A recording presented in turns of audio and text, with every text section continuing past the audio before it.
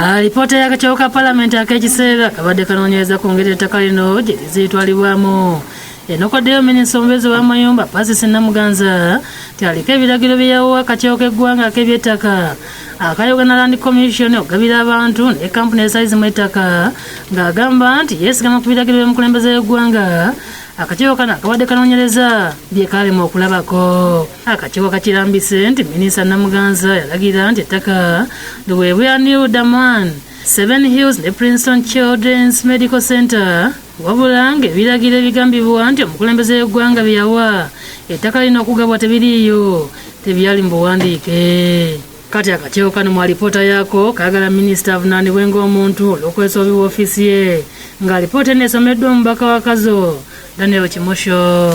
In light of the above findings, the committee recommends that Honorable Minisita Namuganza be held accountable for abuse of office, for misleading gy'ettaka into allocation of land to individuals and entities following presidential directives which were non-existent.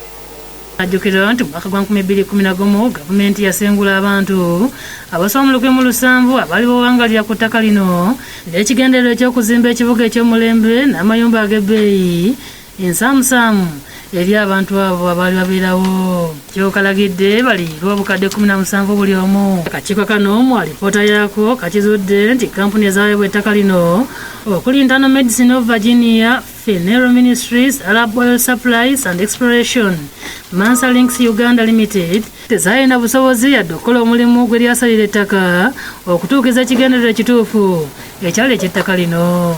Paalamenti eragidde ebyafa ebyafulumizibwa ne biweebwa abantu ne kampuni eno waggulu bisazibwe mu bunnambiro.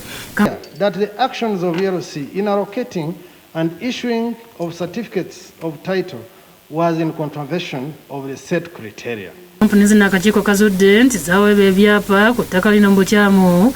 Akakiiko k'eby'ettaka kalemererwa okukola omulimu gwako mu butuufu. Minisita Namuganza yeewozezzaako nti ababaka bamulanze bwemage. Era tewali tteeka likugira minisita wadde omunnansi wadde omuntu yenna okurekomendinga omuntu okufuna ettaka mu Uganda Land Commission oba mu gavumenti teririiwo. So nze ndabira ddala nti kintu kibadde kipange ekyokwonoona erinnya lya Namuganza kubanga nkoleredde erinnya lyange mbadde mu ttaka sibye nze kennyini seegabiranga ttaka lya gavumenti. Download the app on App Store or Google Play Store now.